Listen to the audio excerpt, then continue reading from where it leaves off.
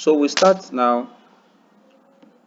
Our topic this evening is titled Project Communication Management. Project Communication Management. So we're going to look at how important it is when we discuss about effective communication and what role does effective communication plays in project management. Mr. Kennedy, I hope you can hear me.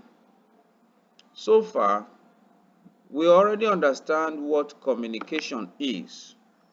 In a normal language, we can often say that communication is when there is a discussion, all right, or there's an interaction that takes place between two persons. And we also often say that communication is not complete when there is no response. So therefore, in the case of project management, that is also the same case. What is project communication management? Now, the first thing I would like you to take note of is that when we say that the project manager is an integrator, all right, what the project manager will do with almost all his time in the project is to ensure he carries out effective communication. That is to say, a project manager spends 90% of his time communicating in a project. Remember, we have said severally that it is not the project manager that actually does the physical work, but rather the physical work is done by the team, where the project manager, in his own wisdom, carries out what we refer to as what? Directing, managing, and leading the team.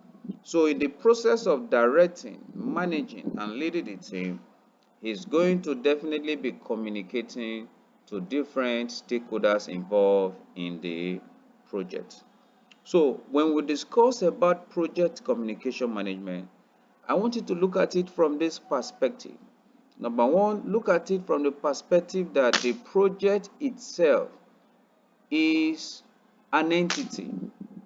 And when we say a project is an entity, what that simply means, the project stands on its own.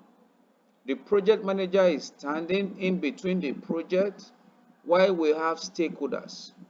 So now, the project manager communicates to the project that is being carried out, and the project itself communicates back to the project manager, and the project manager in his own wisdom communicates back to the stakeholders. So you can see that relationship of communication there. So you can say that even the project manager gets some of the informations or raw data he needs to communicate to the stakeholders from the project. So that is why I said that you should look at the project as an entity. So what then is a project communication management? So project communication management technically involves all the processes that is required to ensure that number one, that there is appropriate planning of all the information, collection of all the information, creation of all the information, and distribution of those information to the right stakeholders. So which means when we discuss on project communication management, the project manager creates the information from the project, and it takes that information that has been created, it collects the information, distributes the information to the right stakeholders that needs those information.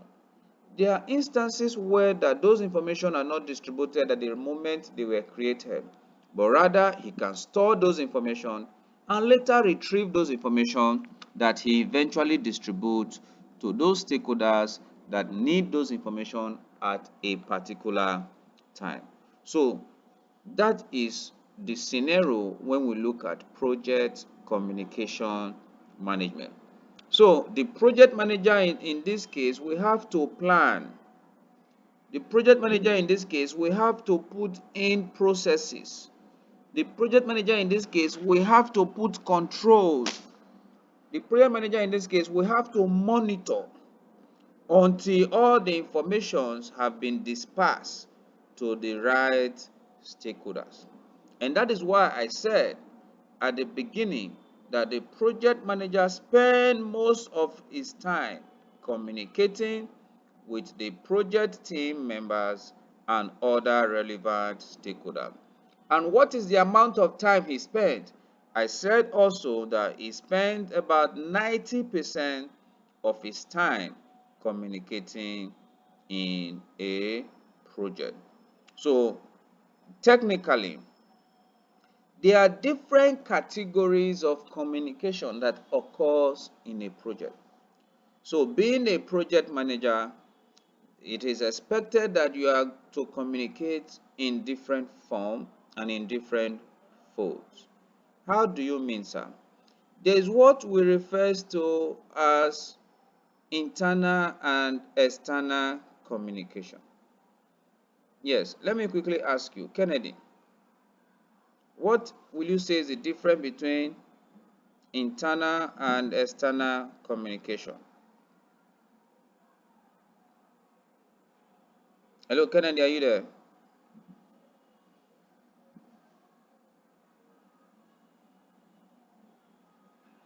Hello, Kennedy, are you there?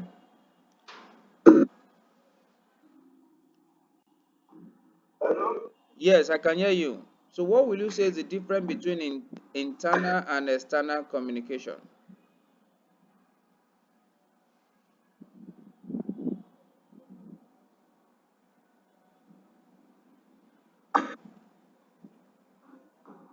Hello.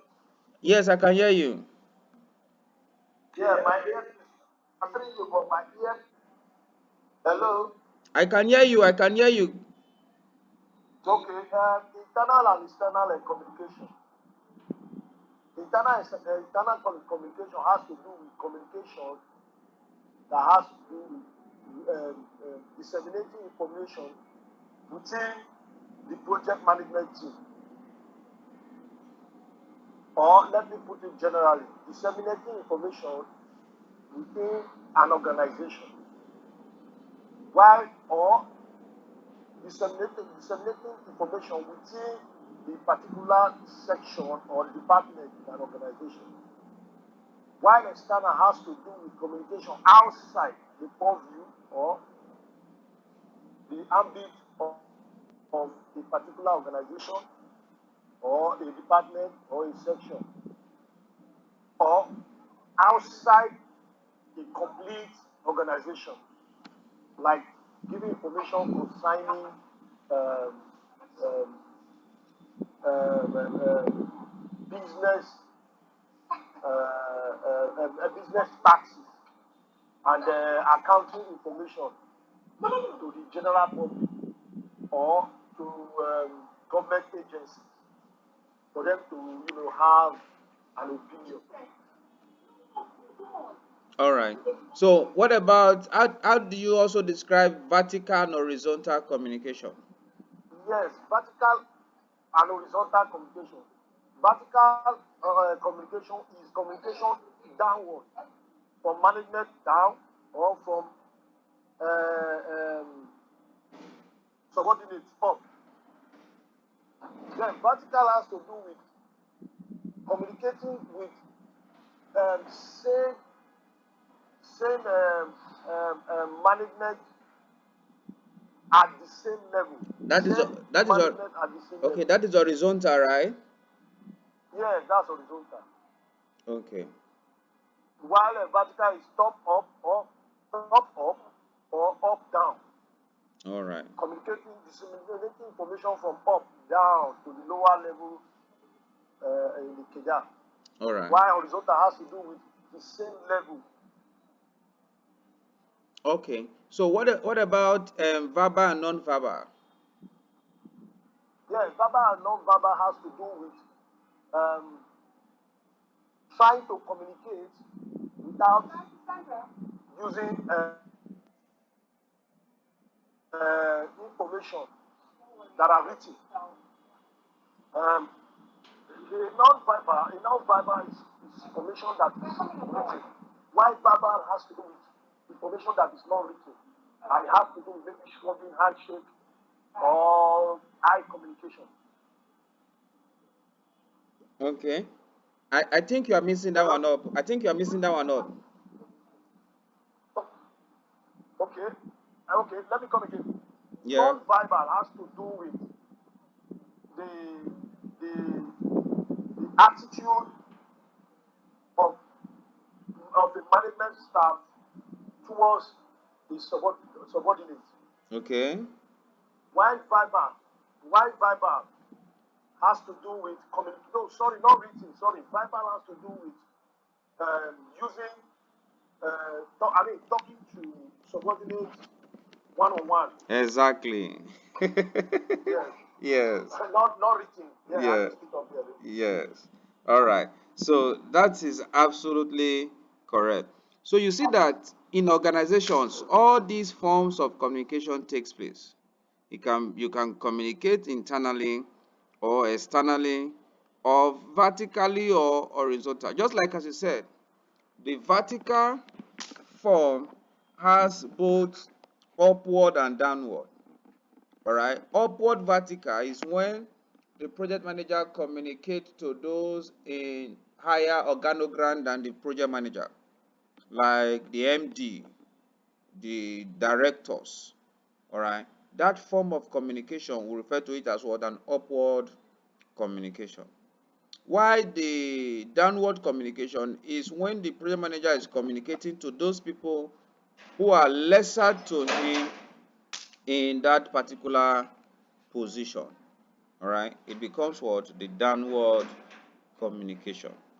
All right, so it's interesting to know that this understanding is so clear about the upward or the various categories of communication. We also have verbal and non-verbal. Verbal, as you said, when we use words. Non-verbal are when we use physical mannerism, gestures, um attitude, like as you said, handshake or eye contact. All right, they are non-verbal, but they speak louder than even what you say.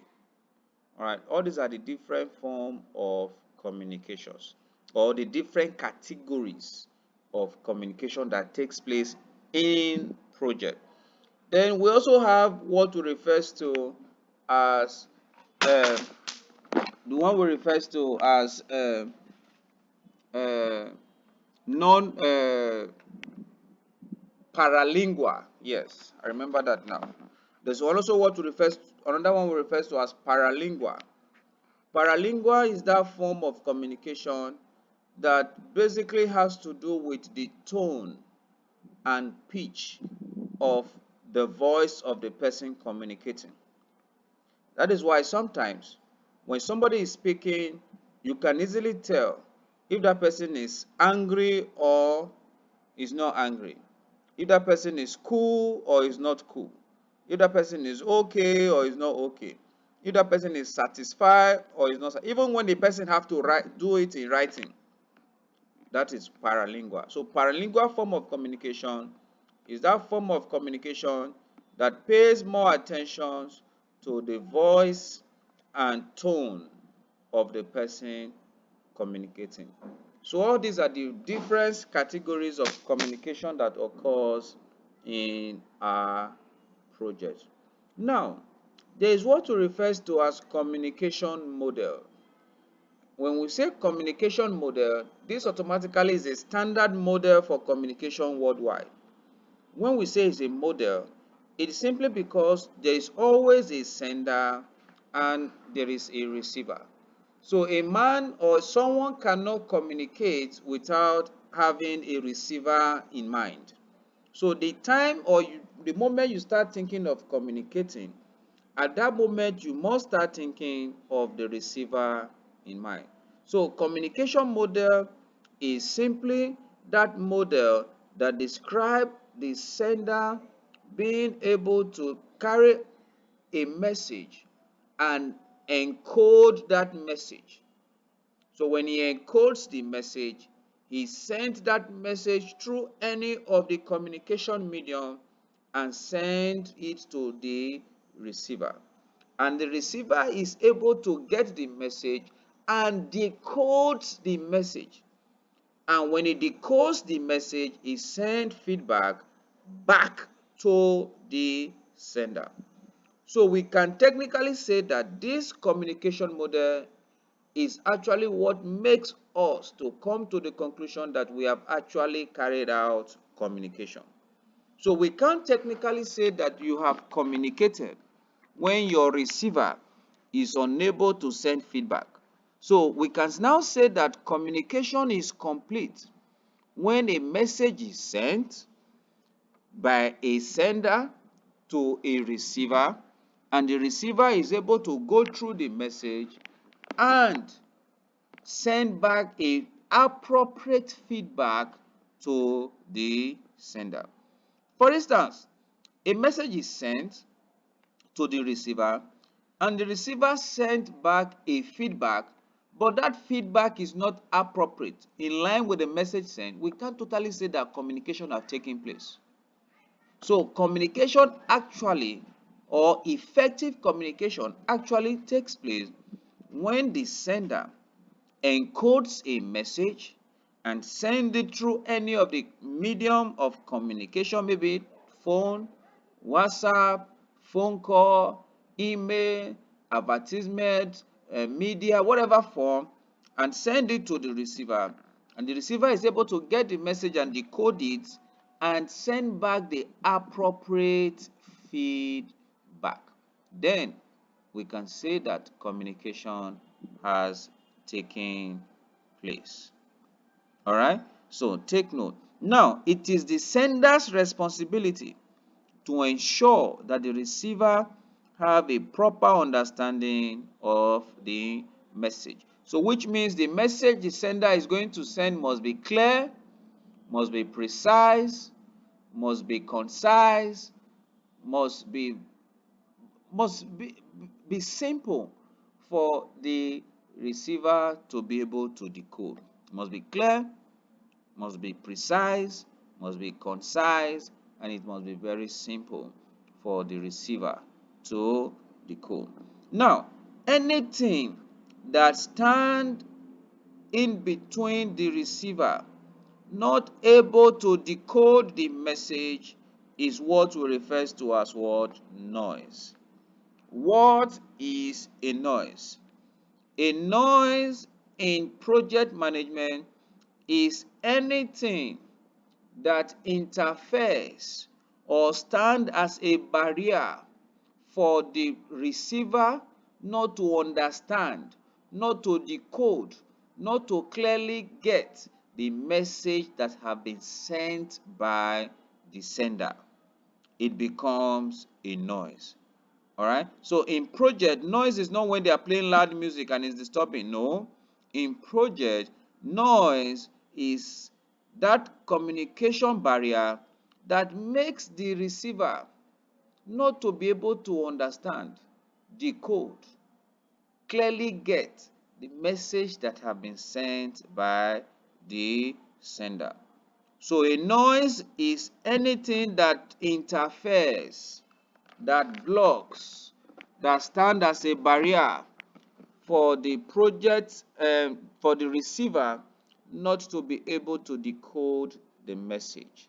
That becomes a noise. So you can see on this simple structure, all right, you can see a noise that have been on this diagram on the screen. So you can see a noise on this diagram on the screen. So you can see there can be a personal noise or physical noise that can stand in form of a barrier. Okay, if for instance the person you are sending a message to is like now, I have in my team some Chinese persons that works with me. Now if I'm sending a message to those Chinese team members, I must I used to take time. Sometimes I write that one information I want to pass like 3 4 times. Why am I taking my time to write it? I'll write it, I'll say, this guy will not understand, I will erase it and try to make it more simpler. Why? Because it can stand as a barrier, which means language can stand as a barrier, can make the other person not to understand what has been sent. All right. So all these that interferes is what we refers to as what? Noise. So when we talk about communication in project, then what can make you as a project manager succeed in this aspect is your communication skills, which includes your ability to listen actively and what? Effectively. What are you going to communicate when you do not understand the message passed to you? Because I told you that informations are generated from the project. So if information are generated from the project in terms of maybe a team member is giving a report of what they did today, you as the project manager must actively listen, and you are listening what? Effectively, to ensure that you are not judgmental, to ensure that you are not one-sided, to ensure that you are only interested in exactly what happened, and that also information will be communicated to the appropriate stakeholder. So you can see that the most important skills you will need is to be able to listen actively and what? Effectively.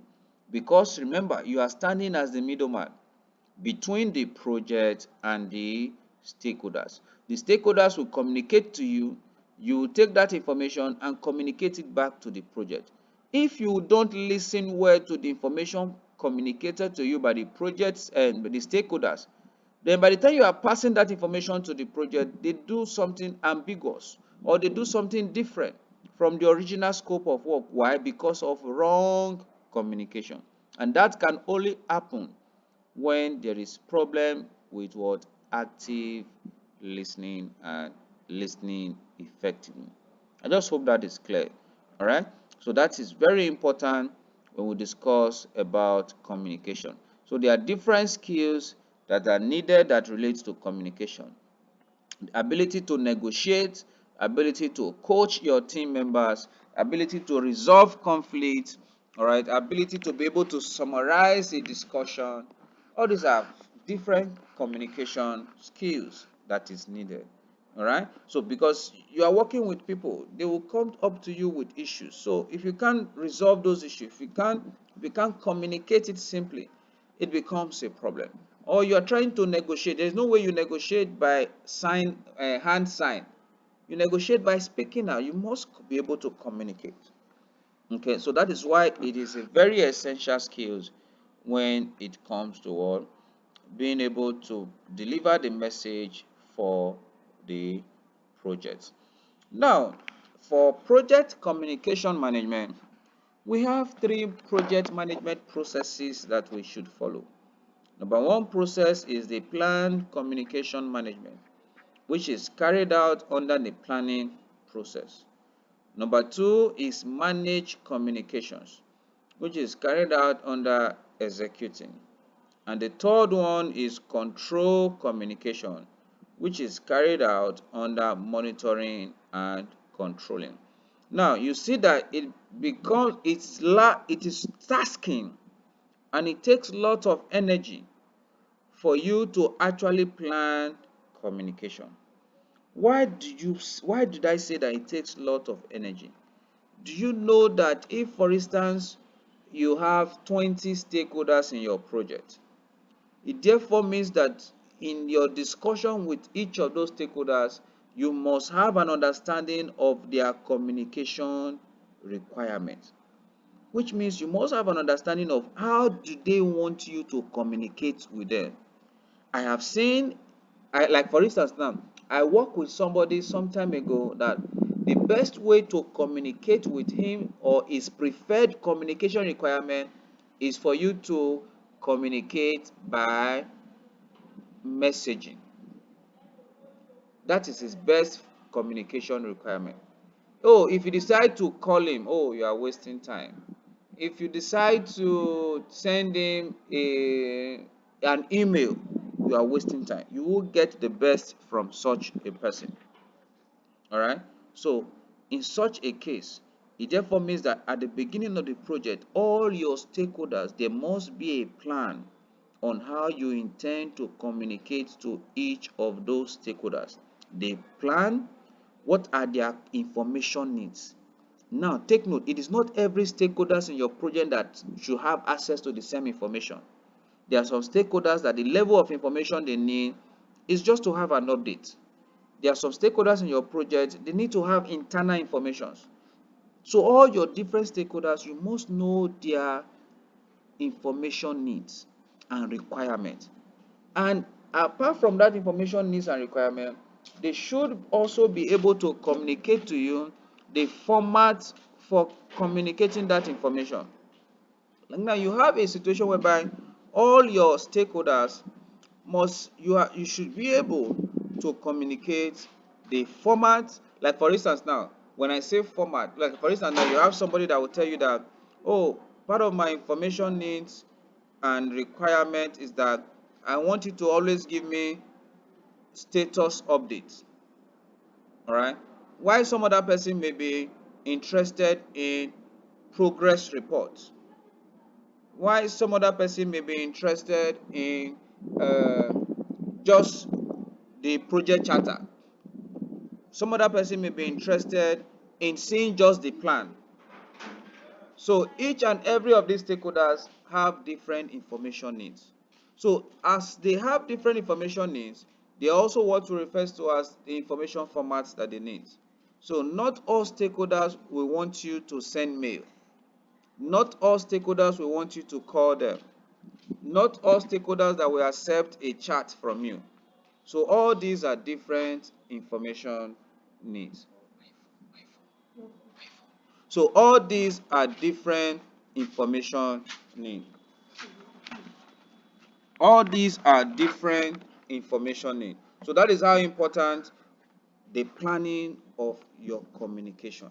So now take note. This project knowledge seems very simple because you just say, oh, is it not communication? Do you know that just one piece of information that is not clearly communicated can bring the project to a halt? So that is how important it is you plan all the communication requirement of each and every of your stakeholders. And now, in addition to all the communication requirements, I've also mentioned communication format. And I've also mentioned how frequent it is that those information should be communicated. There are some stakeholders that will need weekly updates. There are some stakeholders that will need uh, not just weekly updates, maybe progress reports, or maybe 2 times a week. While there are some other stakeholders that will need the information immediately. All right, so all these are different formats that should be considered. Now, what is now the importance of planning this communication? And that is the key benefit. So that you as the project manager will know the right information to communicate to the right stakeholders. So if you are communicating the wrong information to a different stakeholders, then there will be a mix-up of information. So then there will be a mix-up of information. So that is how important you should plan for your communication. So the next thing we will look at are the tools and techniques, the ITTOs. The ITTOs. Tools and technique. Tools and technique. Yes, quickly. Kennedy, what is the most used communication tools or communication technology you use in your organization? Hello, Kennedy, are you there? Telephone. Telephone. Yes. Can you use telephone to communicate a project plan? Depends on how the project. Um, uh, let's say depend on how big the project is and how technical it is. Because in most cases, if you want to mobilize people to project site, you use your phone. We also use documents like What is the name of it? memos. Okay. Yes. Like now, you are doing a WBS. You are doing a WBS. Let's say you are doing a WBS, all right? And in that WBS that you are carrying out, how can you communicate that with phone to your team?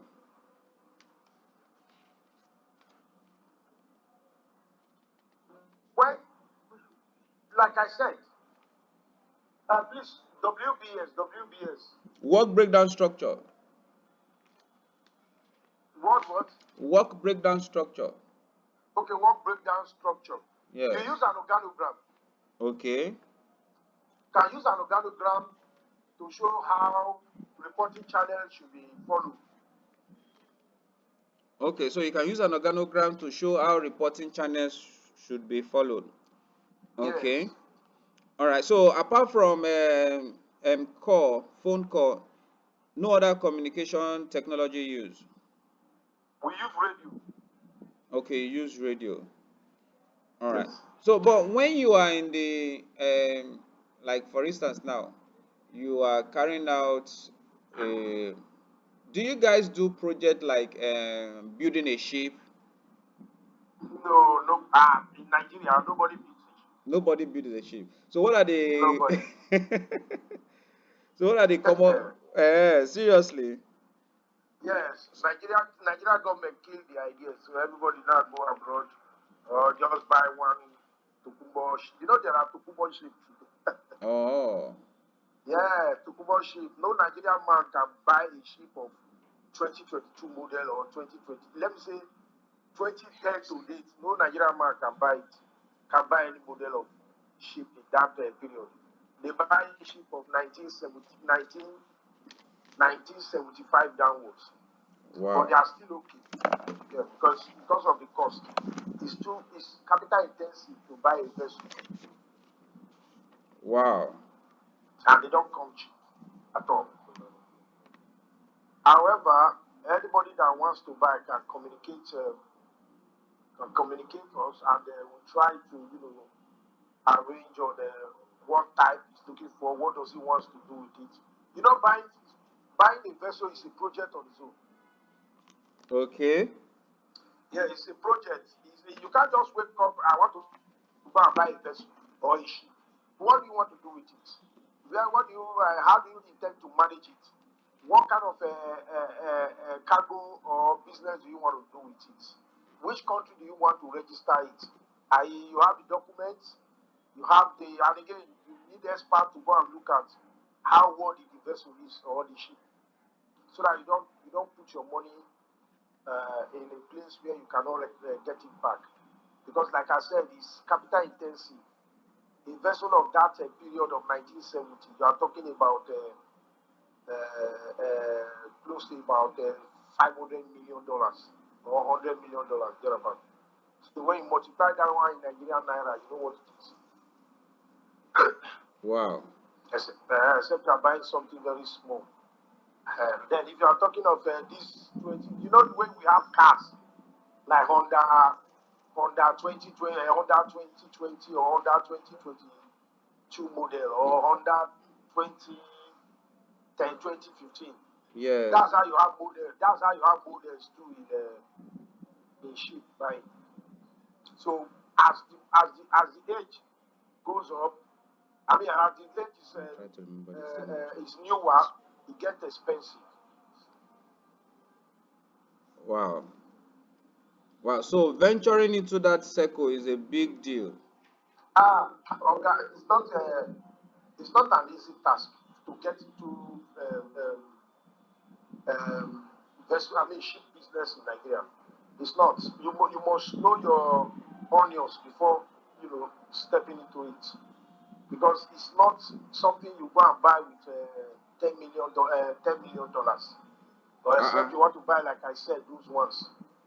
If you want to buy a very good vessel that you get your money. Have you come to the port once? No. You've not come to the port. I would have want you to come and see how big a vessel is. A vessel is as large as two Sulere Stadium. Uh-uh. I say, that's just large. When we talk of the width, I mean the depth of a vessel, the depth of a vessel is almost as big as the depth of a vessel can swallow about 6 story building or seven. So those are just the things. It's not something small picking the enter. Eh. All right. Now take your time out and go to port and you see vessel. Wow. You marvel. Now Wow. on top water this kind of thing there. Wow. Okay, so let's continue. Yes, sir. So these are the ITTOs for the so we'll look at each of all these techniques that we need to follow. But the first one we need to look at is what I have talked about. All right, we must do what refers to as communication requirement analysis. All right, of every stakeholders you are working with in your project.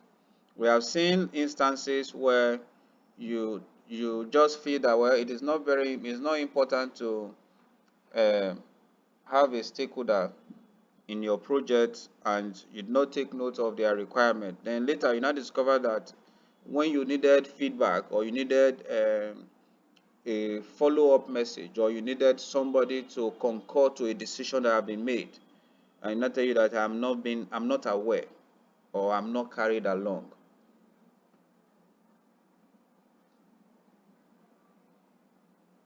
That becomes a very big problem for the project. All right. So that becomes a very big problem for the project. BG Williams info. Okay. So for the communication requirement, it's okay.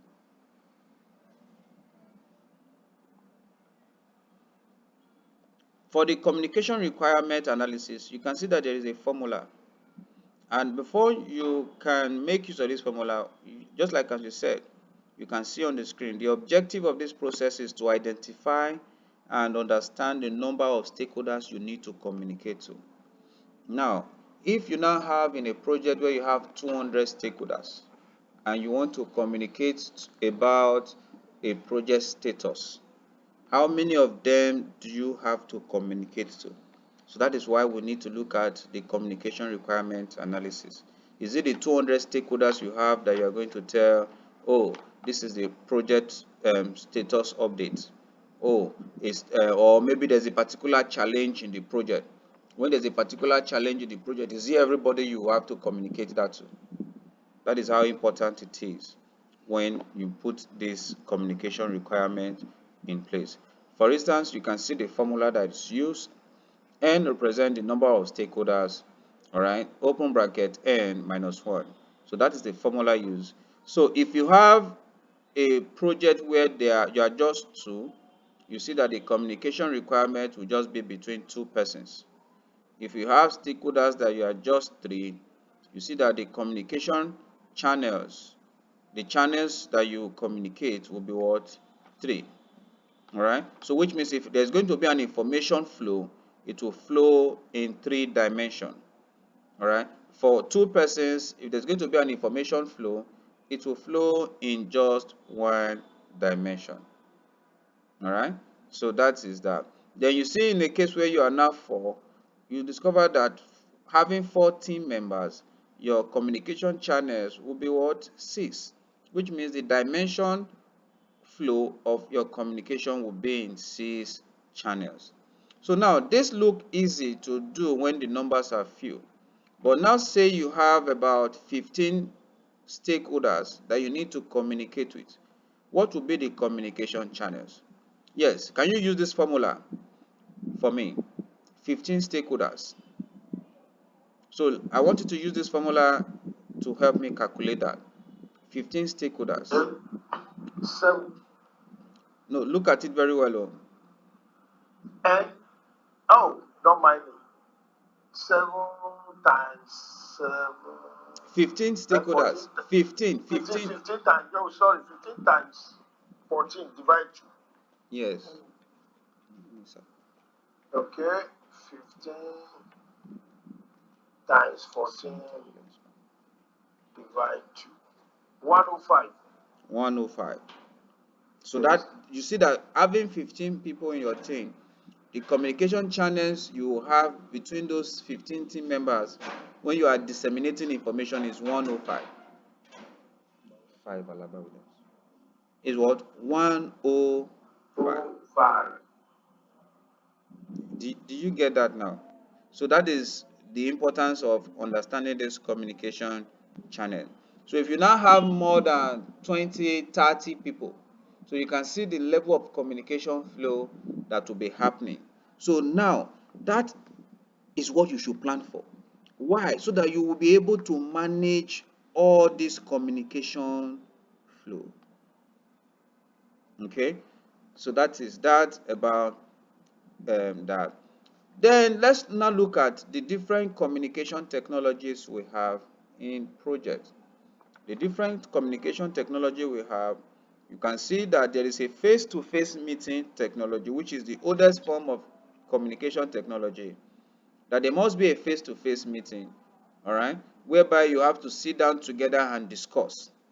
Then there is all audio conferencing, there is video conferencing, there is chatting, text message, instant message, there is telephone call, right? There are different communication technology. There is even using of social media, or you need to send mail or use courier. All these are different communication technologies.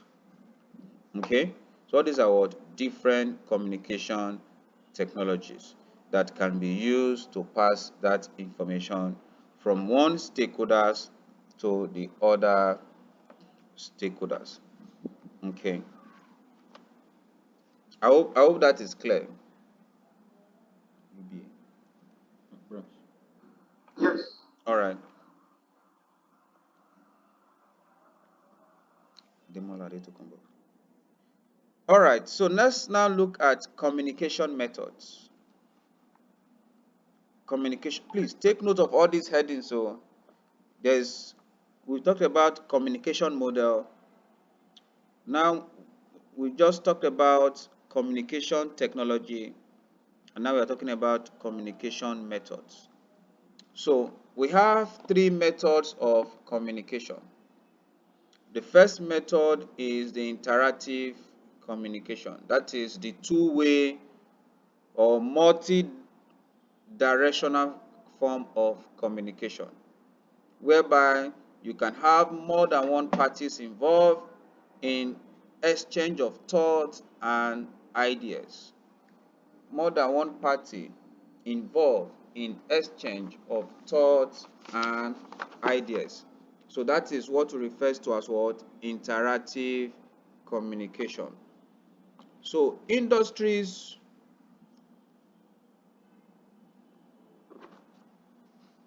so areas where this can, or where you can use this method: meetings, video calls, telephone calls, conferences, just like as we are discussing now, they are all interactive communication. So where there is what? A multi-directional form of communication. That is to say, you are able to get feedback based on what has been communicated. Then the second one is push communication. Just write this one here. BG Williams Consulting. BG Williams Consulting. Push communication. Push communication is a one-way method of disseminating information. Now, the concept of push communication is that you are not expecting feedback from the receiver. So when you're using a push communication method, you are disseminating an information, but you are not expecting feedback from that particular receiver. So that becomes what? A push communication. So it is one way form of communication for disseminating information. All right. But in this one way form of communication, it is the responsibility of the sender to ensure that that message is clearly understood and is simple, is precise for the particular receiver to be able to interpret and implement. So you see, for instance, I don't know if you often get mails, we call it memo or report. Memo, report. Just because you don't want any feedback from the particular, just disseminate that information for the person's use. That becomes what? A push form of communication. Sometimes you receive newsletter. All right, newsletter, you receive newsletter, it comes at a regular base. That is what? A push form of communication. Then we also have pull. The pull form of communication is that type of communication method that you disseminate information to a large distance, to a long distance, and that information you are trying to disseminate is very complex or large. Listen, that information you are trying to disseminate is large in terms of size. Then a pull form of communication is when you now disseminate that information in a central location, and those receiver or the recipient of those message will be the one that will go to that central location to get the message for themselves. That becomes what? A pull communication. All right. So a push communication is one way you send the message, you are not expecting feedback. Let them just have the information for their knowledge sake, or like somebody in your organization, they can send you memo of policy updates. You cannot go back and challenge the person that sent you, why do you do this, why do you do that? It becomes a pull. All right. Why it becomes a push. Then why a pull is when an information needs to be disseminated, all right, and it is placed in a central location. Like for instance, I remember when we were staying in university, if a department want to disseminate information, what do? They place that information in a notice board, and everybody in all departments goes to that notice board to go and get that information for themselves. That is what? A pull form of communication. I hope that is clear, sir.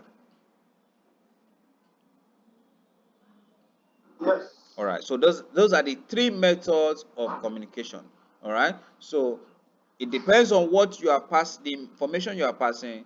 If it's a large content, it is expected you put it in a central location, like the website.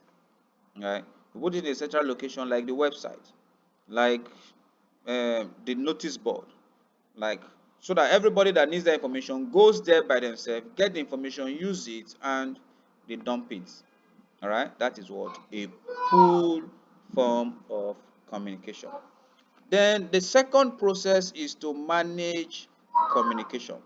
So when we discuss about manage communication, remember you have planned this communication based on how you want the information to go to different stakeholders. Remember, you the damage this can cause is very large. For instance, you are trying to pass an approval message to a team member, but you send it to the wrong person. You see, it will have a great impact, all right, in the project. So managed communication is now that it is the actual executing aspect of the project, where communication is actually managed. So which means when we say manage communication, this is the aspect of the project where we actually get the information that needs to be disseminated. This is actually that aspect of the project where the information is created, collected, distributed, stored. This is actually that aspect of the project where we work according to the communication management plan. So, to you as the project manager, managed communication to you is you ensuring that there is efficient and effective communication flows between stakeholders, that the right information that have been created from the project is sent to the right stakeholder. That is what manage communication. Oh, let's say for instance, your team members are working on a project and suddenly they are experiencing an error. Like for instance, I had one challenge with we're working with a project for Flutterwave, and we are building that application for Flutterwave. And suddenly, the person who is handling a particular session had a problem. He was testing the application, and all he kept receiving was errors, errors, errors, and he was stuck. Now he's stuck not because he doesn't know what to do, but he's tired because the project is bringing error. So what did he do? He communicated that error to the project manager. So it is now my own responsibility. I can't send that error to management. That is money. I can't send it to somebody who does not have any role to play in resolving that problem. So who will I send it to? I will send it to the right technical person who can assist in solving that problem. That is what manage communication. Ensuring that the right information flows to the right person at the right time through the right medium. All right. So that is what manage communication. Now, you notice I said through the right medium. I have one person in my team. All right. His best form of communication is to use Skype. He will tell you, sir, if you call him, he will not pick. He's my team member. I can't fight him. If you call him that there's an emergency, you need him to quickly resolve something for you, look at a code, look at this, look at that, he will not pick your call. All right. If you send him message in Skype, just drop it. Hello, Alpha. This is he will respond immediately. But you are calling him, he will not pick. Why? Because he made it known from the beginning that his own best method of communication is what? Skype. So which means as the project manager, you must understand that when such information needs to flow, it must flow to the right quarters, which is what? Following through the right format and the right medium of information. So managed communication is ensuring that is going smoothly as planned. All right. Enabling and ensuring that efficient and effective communication flows take place between the stakeholders, making sure that the right information is sent to the right stakeholders at the right time. What do we want to achieve in this process of managed communication? What we want to achieve is actually what? Project communication. So this is the aspect where we actually communicate. This is the aspect where the information derived or gotten from the project is actually sent to the right stakeholders. So this is the time, or this is the aspect of the project where all these things take place in your project. Somebody asked me sometime in one of my class, excuse me sir, in project, what do you actually communicate? You can communicate the schedule of the project, you communicate status of the project, you communicate all the project documents created in the project, communicate WBS, communicate, like I said now, the errors that occur. All these are different aspects or issues that can be communicated in a project. That is what project communication management. So managed communication is actually the executing aspect where actually communications will be managed and ensuring by the project manager that the right information flows to the right stakeholders. All right. So which means under managed communication, which is executing now, informations are created either from the project or from the stakeholders. and they are disseminated rightly to the appropriate stakeholder. So the project manager sits down and makes sure the right information goes to the right person at the right time. All right. Remember, you are not doing or sitting down to carry out the physical work, but rather you are managing and leading and directing the project. So now let's look at communication types. We have four major communication types in a project. Just as you can see, we have formal written. What is formal written? Formal written in this case, which means you are documenting or passing a form of communication in such a way that it is written down using a formal and precise terms. So what kind of information can be formal written? The kind of information that can be formal written are: number one, when you are trying to communicate informations that have to do with legality, like it can be used for legal communication. Like for instance, you want to sign SLA, you want to do an agreement, or you want to sign an official document before the commencement of the project. So that type of communication that will be used will be what? Formal written. So all your project documents, they are what? Formal written. The contract document that will be signed, they are what? Formal written.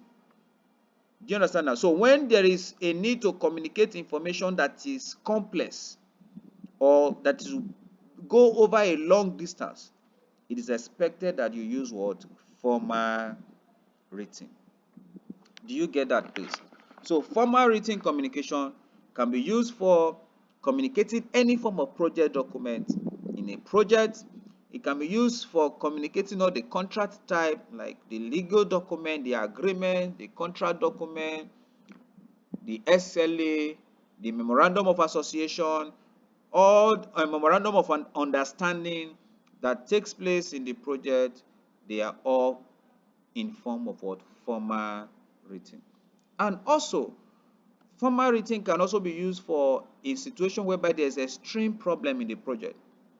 All right. Let's say, for instance, in the process of carrying out your project, something terrible happened, and that thing that terribly happening, you can't just pick up a phone call and say, "Let me call director and inform director of what has happened." It must be formally written to communicate to the appropriate stakeholders. So that is what formal written. Then number two, there's also what we call informal written. Informal written is that form of communication that is written but not in form of, it's not a legal document, it is not a project document, it is that normal documentation that has to do with little handwritten notes. All right, you just carry a pen, you do an handwritten note for somebody to execute. All right, it becomes what? An informal written. All right, so take note. Maybe something that is not like now, it's not a legal document, it's not a project document. All right, is maybe something happened and you just need to write something out, or you are drawing something out. Like for instance, now you are trying to explain to your team the implementation of a particular activity, and you just pick up a pen and say, "Oh, yeah, give me that paper, let me explain it to you," and you are explaining it and you are writing it out, drawing it. "Oh, yeah, this is what should happen here, this is what should happen here, that what should happen here." What are you doing? That form of communication by just writing it out is because it's an informal written. It's an handwriting kind of communication. You use handwriting or you use your pen, is what? Informal written. Then the second one, we have formal verbal. Formal verbal is when you are faced with an official matters. Now, verbal is when you use your mouth to express yourself. Now, you discover that formal verbal becomes that kind of communication that is used for activities like presentations, official speech. All right. If, for instance, I don't know if you've noticed it, all government stakeholders, executive, governors, president, they want to address the nation. you see that the choice of words are formal. So everything they say, they are what? Formal. All right. The language, the vocabularies used are what? Formal. So we refer to that as what? Formal verbal. Let's say, for instance, now, um, you have in your project arrangement that you are going to be presenting um, a milestone to the project directors. That form, and every when they gather together and you are trying to let them know how you have progressed so far in your project, and you are doing that presentation to them, you discover that everything you will be saying to them will be formal. It will be formal verbal. The choice of word, the pleasantries, everything that will be done will be what? Formal. So that is what? Formal verbal. Used in official situations like presentations, speech giving, and other one-directional communications. They are what? Formal. Then we also have informal verbal. This is often the form of communication that takes place between the project manager and his team, where it is the project manager does not even need to be formal. You speak pidgin English. You can speak vernacular. It is what? Informal. It becomes what? An informal verbal communication. I hope that this is clear, sir. Hello, okay. Yes. All right. So I try to explain the situations where they can be used. Now, let me ask you, if, for instance, all right, in your project, and maybe in the process of carrying out your project, and maybe the team got robbed, all right, in the process of carrying out your project, what form or what type of communication will you use to disseminate that information to your project director or the MD?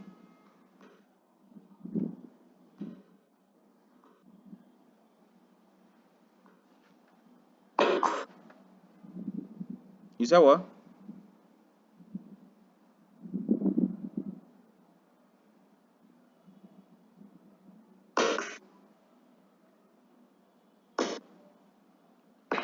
Hello. Okay. Yes, I can I hear said you. I said you asked if my team gets robbed, what kind of communication channel should I use or Yes, technique? yes. What type of communication will you use to disseminate that information to your project director or your MD? Okay. Um, I will write a memo to the MD informing him of the situation on ground Okay, based on as regards the robbery. okay. So what types does that fall into in this chart you have on the screen? Formal, Formal one? formal, formal communication. No, I want you to look at what you have on the Okay, screen. okay, okay. On the screen now, let me see. Yeah, which type does that fall into? Okay, It? formal written communication. Formal written communication. So you can see that in the situation determines the type of communication you will use. All right. Yes. The situation determines the type of communication you will use. Now, let me ask you another question. Let's assume you have in your team, all right, you have Peter. You have Peter in your team who is underperforming. All right. So the team members came reporting Peter to you that, sir, Peter is underperforming. What form of communication will you use to address Peter? Formal verbal. Okay. Why formal verbal? Because I'll make him to understand that if he's really interested in still working with the organization, I mean with the project, he should increase his performance so that the complaint about him will reduce. Okay. Okay. All right. That's good. That's but the ideal form of communication that should be used is informal verbal. Informal. Why why for why I use the formal verbal is it will look as if I am documenting it Okay. officially based on if it repeats itself again. If whatever he has done that has brought his case to my attention, if he repeats it again, I will come up with it and let him know I have warned you before and I have talked to you, but Okay. you have refused to give it a thought. And by that, I have no hand in anything that happened to you. Okay. All right. That's why I said formal verbal. Okay. Okay. But the most appropriate thing to do is this. Please, I want you to listen to this. The most appropriate thing to do is that in such a case where a team member is underperforming and is not meeting up to the expectations, all right, the first thing that should be done is what? Informal verbal. What is informal verbal? It simply shows that the project manager is supposed to have a one-on-one discussion, a freestyle discussion, asking him, oh boy, Peter, how far now? What's this I'm hearing about you? You're not performing. Could there be any problem? What do you think is a problem? Is there any issue you are going through that you want to share? Why do you use informal verbal? Because the person will not feel threatened. The person can willingly open up to you as a project manager to tell you what his challenge may be. That becomes what? An informal verbal. All right. You are trying to create the environment whereby he can freestyle, he can talk out, where he's not threatening to express himself in such a way that for you to know actually what is going on with him. That becomes what? Informal verbal. Then, if he still persists in that underperforming state, the next form of communication that should be used is formal written. So formal written will now take place referencing the discussion that took place earlier when you had informal verbal communication with him. All right, please take note for the purpose of the exam. Okay, so that is that. Then all these are different aspects of communication types. All right, please, that cannot, you can't miss that in the exam. Then we have managed communication tools. All right, we have the information management system. All right, it can either, your information can either be in form of hard copy document, or it can either be in form of electronic document. All right, like the letters, memos, report, press release, and all those other information can either be in form of hard copy or can either be in form of electronic. I think more of these days electronic has been the order. All right, electronic have been the order. Many people send emails. Many people, like we are having video conferencing. Many people use all these different communication tools to pass information to what team members. All right, so that is that. Then it's also very necessary to understand that one other way to manage communication is having a meeting. And for every meeting, there's always a meeting rules or meeting agenda. All right? Because meeting is the place where you have all your team members together, and it becomes easy for you to discuss one on one, share your challenges, and share the possible solution to those challenges. All right, so that is why meeting becomes also a tool that can be used to manage communication.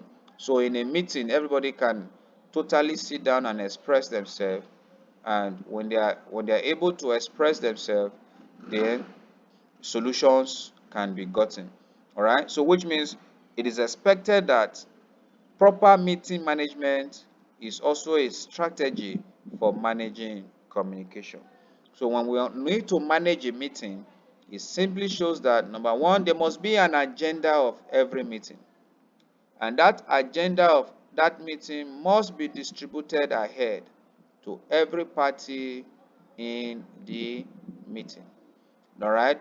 And now, if there is need for you to delegate roles and responsibility to anybody in the meeting, that person should be aware ahead of time. So all these are some of the meeting rules for proper management of your meeting. Okay, so there must be an agenda for every meeting, and that agenda should be distributed ahead of time to everybody in the meeting, and there must be set rules, and anybody to be delegated for the meeting should be pre-informed so that you can get maximum benefit for every meeting. Then the last process is what? Control communication. So control communication process is that process where the project manager check through the control plan and see if actually we are performing as what expected. When I use word performing as expected, I simply means check the whole communication plan and to see that if the right information is being disseminated to the right stakeholder. So it is from the feedback you get from the stakeholders that you can use to determine if the right information has been disseminated to those stakeholders. That is what? Control communication. So when we say control communication is that process that ensures an optimal information flow among all communication participants at any moment in time. So that optimal communication flow, which means the right information is being sent to the right stakeholder at that particular time. So that is what? Control communication. So which means in this control communication process, your information must be precise, must be effective, must be also efficient, which means sending the right information to the right stakeholder at the right time. Sending the right information to the right stakeholder at the right time. That is what? Control communication. Okay, so you can see that this aspect of communication in project is actually the project manager's deal. So the project managers sit down to ensure that there is absolutely proper communication in the project. So you can see that in every project there are possible reports that can be generated for all the project activities. There's status reports, there's progress reports, there's trend reports, there's forecast report, there's variance report, there's end value report, and there's lesson learned documentation. All right. Status report is to know the current happening in the project. What is the state of the project? What is happening currently in the project? Progress report is to know how the project has been over time.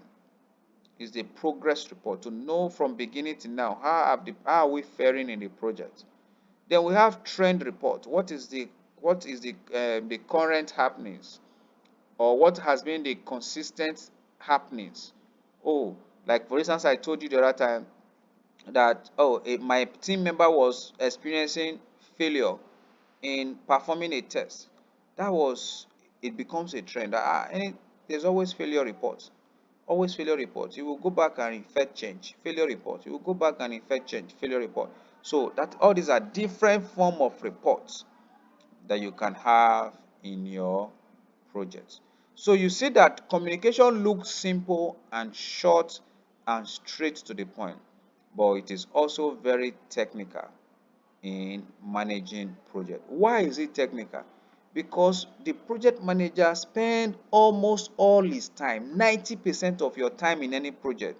You spend 90% of your time communicating, ensuring that the right information is gotten and the right information is shared to different stakeholders involved in the project. That is what effective communication. Like I told you, we can't have effective communication in a project when the project manager is not an effective and active listener. So the project manager must be able to listen actively and effectively. Because why? He's going to get information from the project which he will document and send to who? The stakeholders. He's going to get information from the stakeholders which he will document and send to the project. So you see that those information flows is what he take time to manage. So you don't expect the person that is climbing story building to carry sand and carry cement to be worried about calling the cement man to bring cement. It's not his business to call the cement man.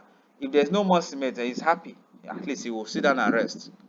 But it is your business to carry your phone and call the cement man, find out why is it delaying. You can see. So if the person doing block work complain to you that there is no more cement and sand, you can't pick up your phone and go and call the plumber guy and say, Oga plumber, there's no more cement and sand. Why? Because that information is not meant for the plumber man, but rather that information is meant for the person that will supplying you what? Sand and cement. So also you cannot pick up your phone and call the person who is supplying or carrying out electrification in your project, and they are talking about sand and cement. You are calling the person doing electrification to inform me that there's no sand and cement, which means there is wrong information dissemination. So the project manager ensures that the right information is sent to the right stakeholders. That is why we said the project manager spends 90% of his time communicating in the project. Now, for the project manager to be able to send the right information to the right stakeholders, which means the project manager have taken time to know the right information needs of each of the stakeholders. So the project manager intentionally will plan based on the information needs of all stakeholders. God help you if you have 20 or 200 stakeholders in your project. So you are going to have different plans on how you are going to disseminate and communicate with each of those 200 stakeholders in your project. I don't know if you have any question for me, sir. Hello, Kay, you have any question for me?